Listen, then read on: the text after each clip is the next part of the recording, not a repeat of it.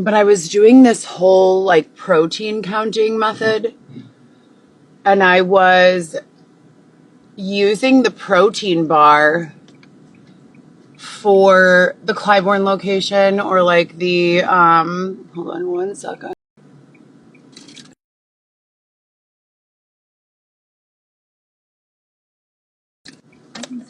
The Clark location, the Clark Street location. And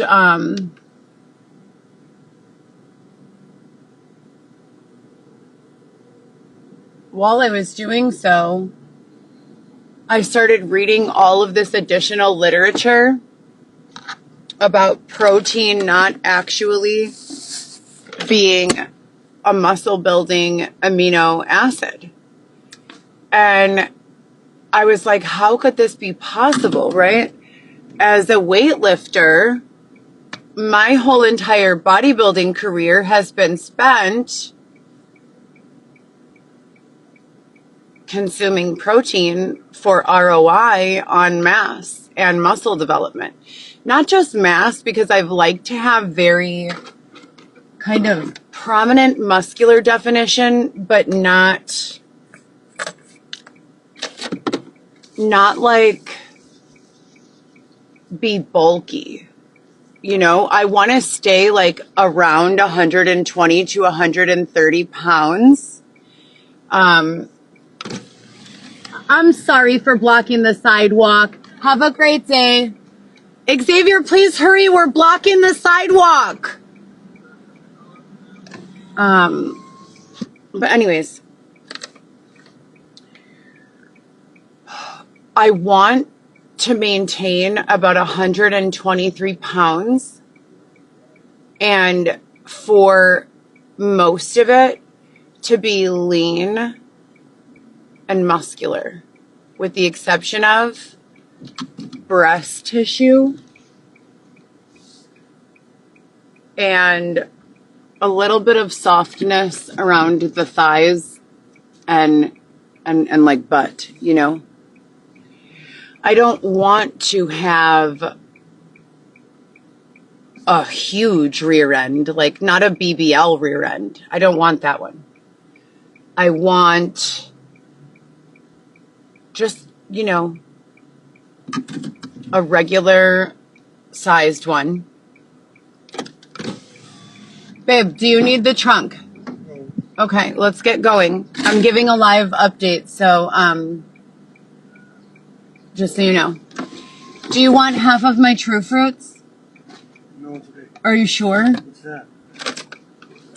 I know. Okay.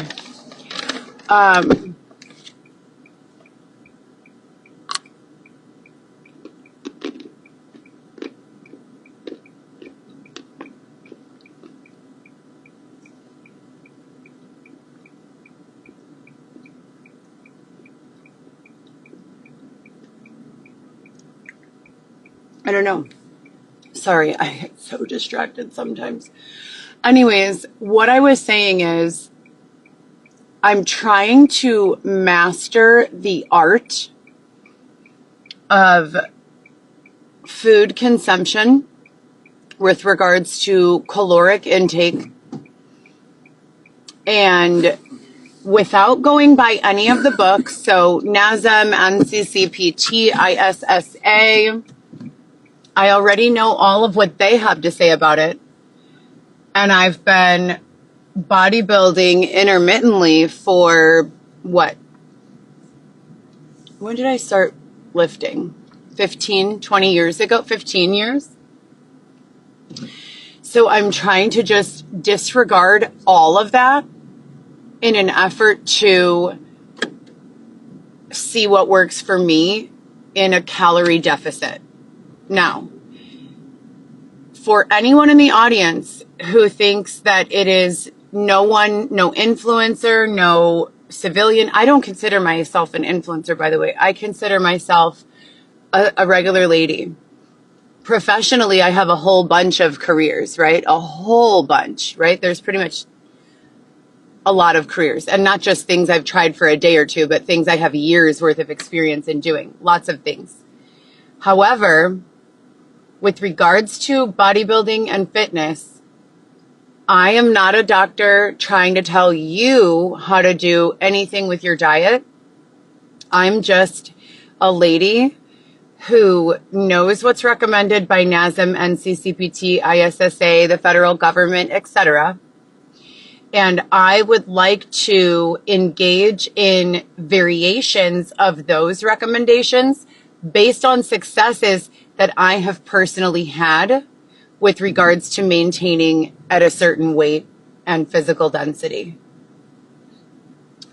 There are tons of circumstances and factors that cause the exact composition of your body to be really not in your control. Also, our body compositions change throughout the day. All sorts of things contribute to body composition changes. If I've been eating one meal a day for the last while, mind you, I am suppressing my appetite sometimes. So there is hunger at times, but I am suppressing my appetite and I am not feeling any sorts of lethargy or mental confusion, and I'm feeling okay. Also, I grew up on the food pyramid. So there were 3 levels to the food pyramid. They separate food into the basic groups of dairy, meat, sugars, vegetables, and fruits, right? Am I missing one? And starches. Yeah, starches. So like the bottom level of the pyramid where I grew up, it was meat, starch, veggie. And then the next level, I think it was something like that. And then the next level was like fruit, dairy. And then the top level was like sweets, and it was like you were supposed to have less of the top and like an equal balance of the rest. The first level, you were supposed to have your plate divided into 3 even like sections. And that's how we ate. I've discussed this tons of times. For my children and myself, while I was a child, we had a meat, usually like a mashed potato or like a fry or like a potatoes Vesuvios or like a Greek potato or something along those lines. Greek kebabs. Sometimes, yeah. Or we'd have like rice pilaf or like jasmine rice or like regular rice or like rice-a-roni. And then a veggie, usually a side salad. And my mom's side salad were always either all iceberg lettuce or mixed iceberg lettuce with romaine and cherry tomatoes or regular tomatoes and cucumber slices. We didn't put like anything weird in our salad, like any of this, like, all these new salads that are like blue cheese with thinly sliced apples in the shape of a heart with carrot shreds. Yeah, and like sweet savory apple bacon with a hint of Gouda and 4 different lettuces. We just had like this basic, delicious side salad. It was like a palate cleanser after you had the meat and potatoes of the meal. And then we washed it down with milk or water. My mom never let us have soda or juice, ever, growing up. And I was the same with my children. When they got a little bit older, and like, as I had like less money available for entertainment, I would start like getting creative and we would make like candy salads for fun. Oh, excuse me. And I would let them drink soda and juice, but never with their meals, So, yeah, I'm thinking about doing that. I'm thinking like protein. Have you guys tried the Beauty Brew? The Beauty Brew beverage from Protein Bar? There's one on Clark near... It's kind of like 3 blocks away from Nordy's, I want to say. It's right by the Westin at the river, the Westin Hotel at the river. Isn't it the protein bar downtown? Oh, and there's one at Northwestern Hospital.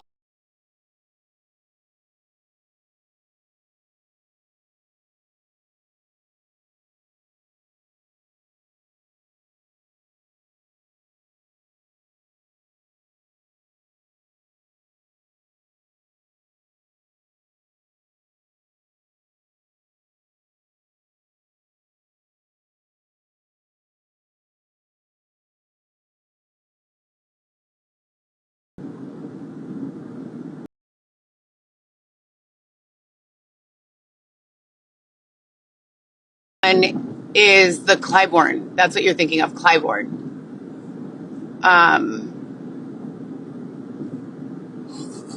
Yeah. So anyways, the beverage is a scoop of collagen, a scoop of protein, and espresso mix over ice or hot.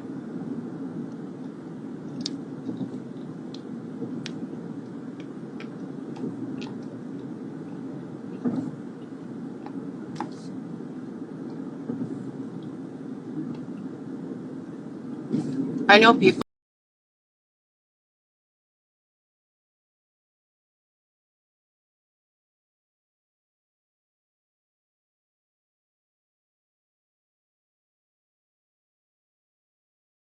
morning, you know?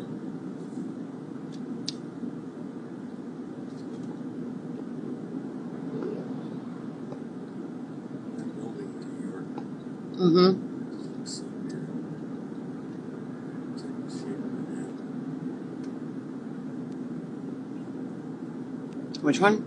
New Yorker. And it has its own, like, it's surrounded by its own, like, grass on the grounds that it's on. There's like a big front yard. I don't know about the there's a backyard.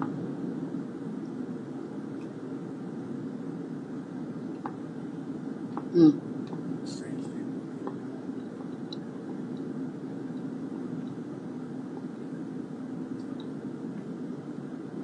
I guess each building is very niche.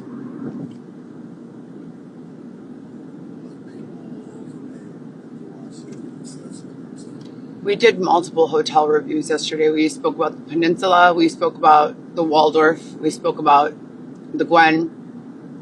We spoke about the W. We spoke about the Residence. We spoke about the Trump.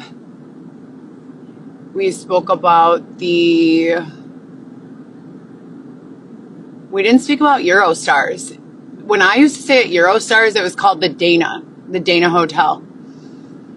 And you know, there's nothing wrong with it, but when it was the Dana, I didn't like it as much as I like it now that it's Eurostars.